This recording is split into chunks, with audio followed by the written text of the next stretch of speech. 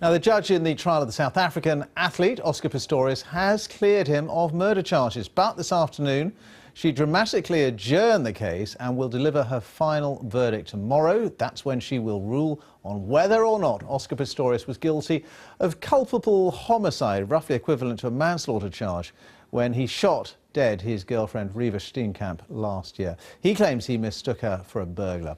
Well, let's go now to Karin Giannone, who's in Pretoria for us right now outside the courthouse. Karin.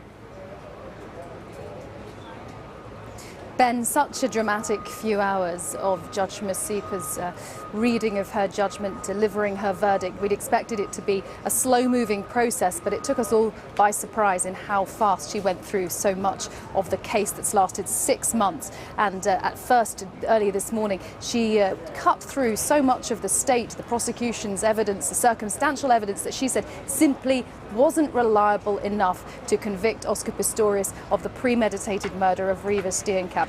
She went on to say that she could not find Oscar Pistorius guilty of murder. There are two lesser categories, if you like, of murder here in South Africa. And after an adjournment for lunch, a lunch which lasted longer than we're used to, then she came back and for 15 minutes or so talked about how she viewed Oscar Pistorius' behaviour, given what a reasonable person might be expected to do in the circumstances. And just before she adjourned for the day, she declared that she found Oscar Pistorius' behaviour negligent that night.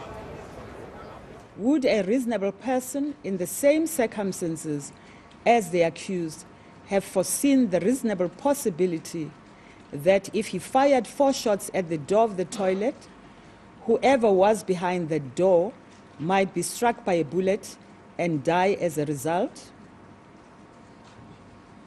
The second question is, would a reasonable person have taken steps to guard against that possibility?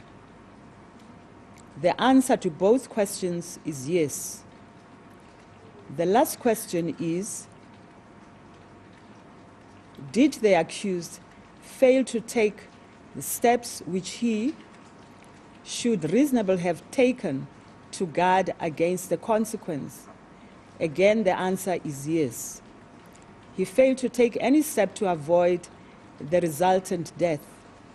I am of the view that the accused acted too hastily and used excessive force. In the circumstances, it is clear that his conduct was negligent. So at that point, we thought the next sentence that Judge Masipa would utter would be to find Oscar Pistorius guilty of culpable homicide or manslaughter.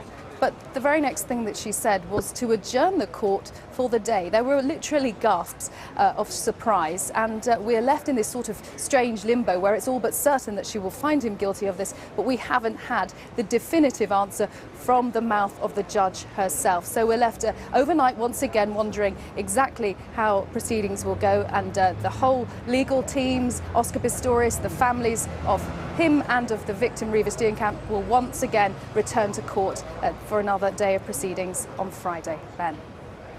All right, Karin, many thanks. We'll talk to you a little bit later on. Thank you.